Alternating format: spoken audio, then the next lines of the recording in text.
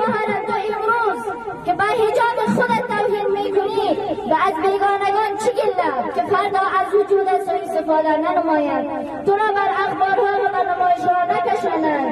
خواهرم حجاب حکم طالب نیست، حجاب پیشنهاد طالب برای من تو نیست.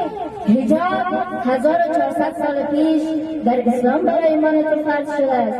بیا خواهرم ارزش خودت را بدان. تو گوهر نایابی هستی که خدا تو را تحت حجاب پوشش میده. تو آهن نیستی که بر زیر پاهای هر کس و ناکس بیفتی.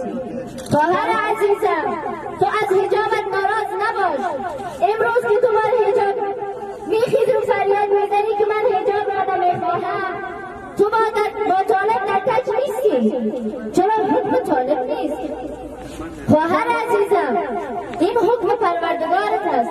تو چنین قدرتی داری که با خداوند در تک بیفتی. و از جهان میخواهم این چند خواهر ما که میخیزن صدا برمیدارد ما حجاب نمیخواهیم، ما چادری نمیخواهیم، ما این حکومت امارت را نمیخواهیم. این نمایندگی از تمام خانم‌های مسلمان افغانستان نمیکند.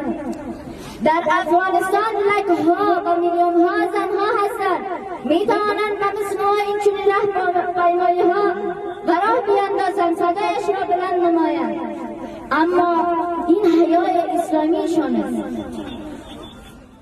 بسم الله الرحمن الرحیم. ما به خاطر جمع شدیم صرف به خاطر حجاب، به خاطر دفاع از حجاب. ما این که طالبان آمدن ما به خاطر ازیای حجاب نمیکنیم، صرف به خاطر رضای خداوند حجاب با بالای ما فرض گردانیده که باید حجاب کنید. عدالت چې موږ راغلي یو هدف هم یو د حجاب دی، یو د افغانانو کنګل شوي پیسې دي. موږ حجاب د خدای د رضا لپاره کوو ځکه چې موږ ته خدای په نور سوره کې ویلي دي. موږ دا حجاب نه د طالبانو لپاره کوو نه بل چا لپاره کوو، دا صرف خاص الله لپاره کوو چې دې کې لوړ عزت دی.